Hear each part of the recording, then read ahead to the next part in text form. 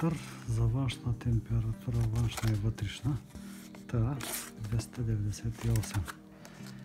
Какво представлява? Отваряме го. Тук са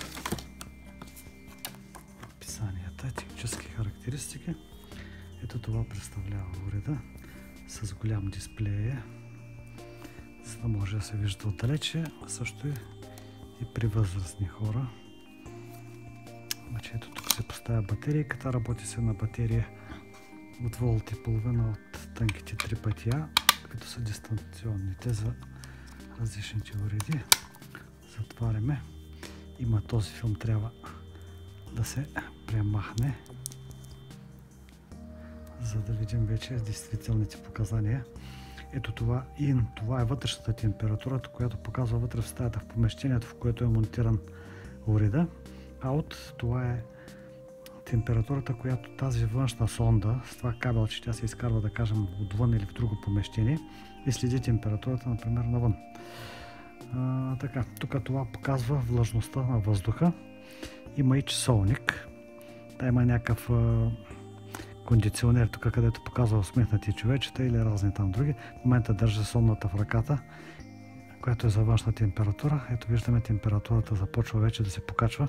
Тя следи температурата вече на моята ръка. Ето продължава да се покачва.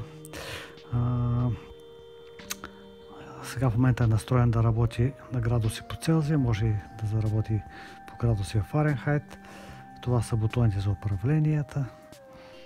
Тук това е настройка, може да се настройва часовник, тук да се ресетнат станите, тук се превключва градуси по Целзий и по Фаренхайт от този бутон. Тук има различни модове, които не съм ги разучил. Тук показва максимална, минимална температура. Максималната, сега показва минималната, колко е била. Това са запаметени стойности във времето. И от тук ресетваме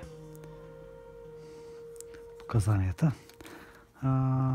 Тук има отзад стойка. Само че как се отваря, ето от тук. Да, това е, за да може да се постави, ето така да кажем, на някакъв плот, маса там, толче. А от тук може да се закачи на стена. Може да се сложи на някакво пиронче, нещо да се закачи, да е удобно за следене. И в общи линии това е една така наречена метеорологична станция от най-евтин вид.